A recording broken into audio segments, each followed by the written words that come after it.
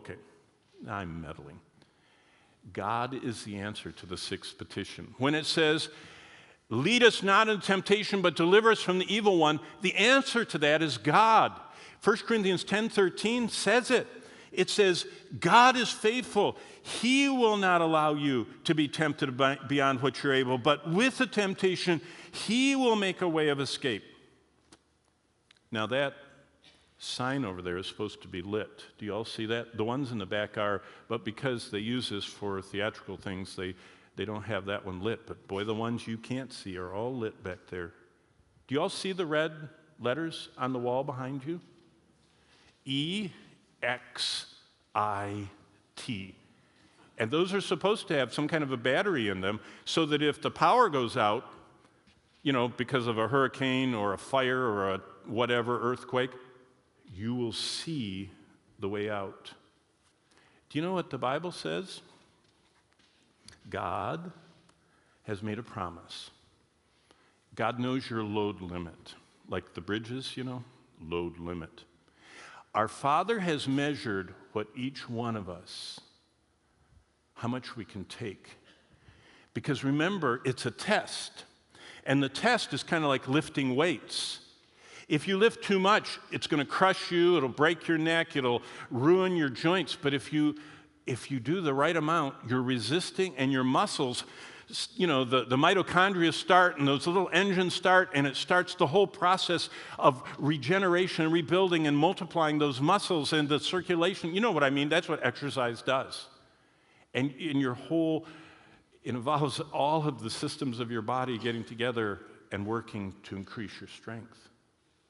So God sent you this strength increaser, faith increaser, patience increaser, needing Him increaser. He's measured how much, He's upping the weights, increasing the distance that we're supposed to pedal or walk or whatever. In every trial or temptation, the trainer is right there by us. God. He's standing over there ready to grab the barbell so it won't crush us. He's the one that's standing to grab us if we're going to fall off the treadmill. He's the training wheels. He's keeping us from falling over. God is always there. And by the way, He's made a lit exit sign so we can bail out and get out of it and not succumb.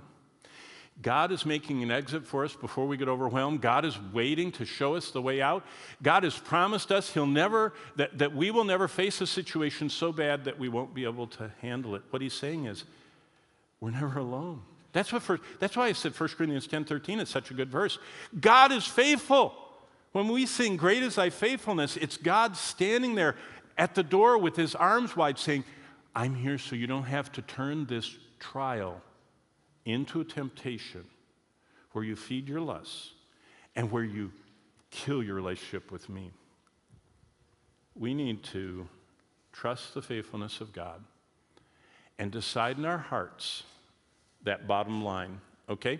Now, they tell us that if you see something and hear something, that it's like 25%, likelihood you'll remember it, but if you see something and hear something and say it, it doubles it to halfway you might remember it, okay? The other half is just a choice you make. So I thought that we'll double this morning, okay? Trust God, trust the faithfulness of God. What would be a proper response? It's written in yellow. Let's read that together, okay? I will look for God when tempted to fear, when tempted to doubt, when tempted to allow bitterness to start in my life. I'm going to look for God, and He's going to be standing there like this with His arms wide open. Well, what we aren't going to cover is this. And I prepared it, but you guys had turkey dinner. So I'm not going to share it with you. I need God to empty me. Why? Because the closest thing to Satan is pride. The worst sin is pride. The first sin is pride. The greatest sin is not trans, homosexual, whatever, it's pride. And it's the most accepted sin in Christendom. We have proud Christians. Proud of how many verses I memorized, how many people I led to the Lord, how big my church is, how much, you know what I mean? I need God to empty me because I was born proud and I don't want to die proud. I want to be humbled. So this week, and I am over 7 minutes, and I know I'm sorry, I need God to focus me on who He is. It's transformational. I need God to control me because He has a plan I can't accomplish without Him. I need God to lead me because He wants to show me the path of life and He wants to fill me with joy.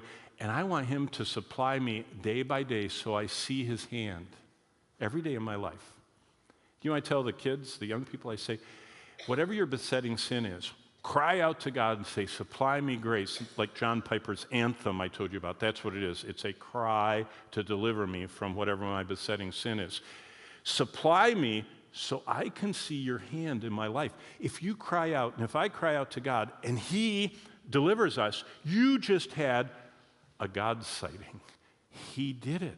You overcame that fear, you know, whatever. It's amazing. Cleanse me when I do fail, when I do sin, when I do my own way, so that I don't want to live a moment without your blessing. So cleanse me, protect me.